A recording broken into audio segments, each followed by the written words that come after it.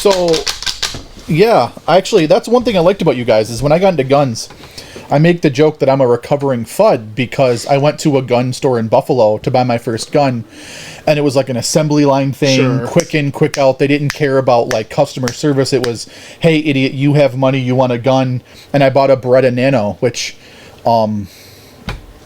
you know, you could have done worse, but not by much. I mean, I guess, but yeah, and so you know, coming here and talking to you guys and learning from you guys and getting the education that I needed. I don't actually like touching these. Tell me, well, they scare me. It's scary. But you know, learning the training and education I needed to actually become a better shooter. It's crucial because look, you know, this is the issue I have with the gun community and as a whole is, you know, all these guys own a gun and they keep a 1911 in their glove box, so they keep you know a 38 by their bed. But if you're not training with it and you know shooting it and getting used to it, you know, that's something that in theory you're going to use in a life or death situation. So you want to make sure that there you go. Nice. The 410. You know. Yeah, 100%. This is the Dwayne Whitmer guns. Then we had another guy come down that just had like, you know, I mean, we all started somewhere, and he just had a really rookie, not even a rookie mistake, but just like a rookie question on his gun. Yeah. And he had driven out, and I know that there are other stores where they would have, like, I don't want to say like made fun of him, but just made him feel dumb. And we just took the time to like straighten him out. And he was just blown away. And I know from both of those interactions with the family and with that gentleman that had some questions, like, we've made customers for life. Yep. And I mean, you know, Dwayne, you're a business owner. You can advertise, but word of mouth. Yes. There's nothing that can beat like I actually positive... don't advertise anymore. It's all word of mouth because it's advertising's useless when you get people referring you. Mm-hmm. Yeah, and I mean, it's not like you guys made fun of me for like 5 minutes for my Beretta Nano purchase, which you guys did, and I cried in the back room. It's one of those things, like...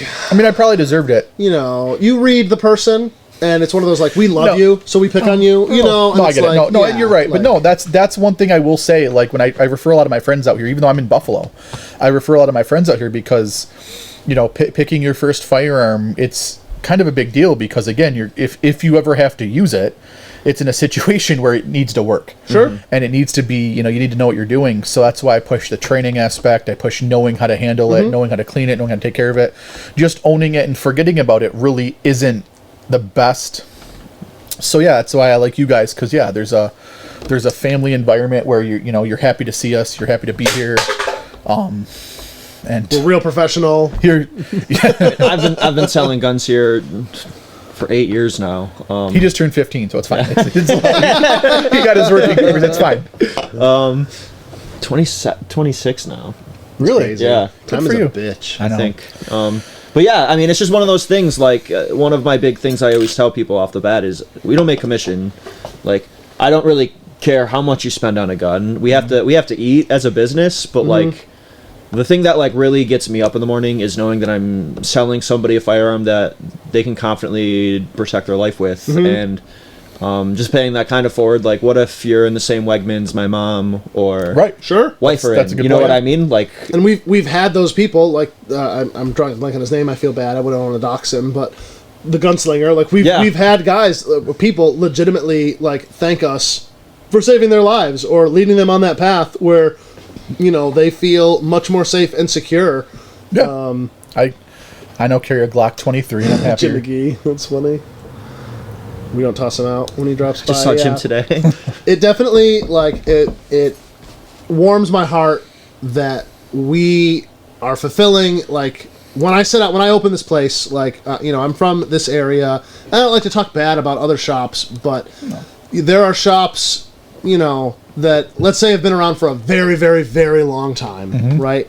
And you go in there, and I don't know, when I was a young guy, not that I'm an old guy now, but like when I was a teenager, like I have distinct memories of going into gun shops with literally $1,000 cash, and like I walked in here to buy a gun, and I was just treated like absolute garbage.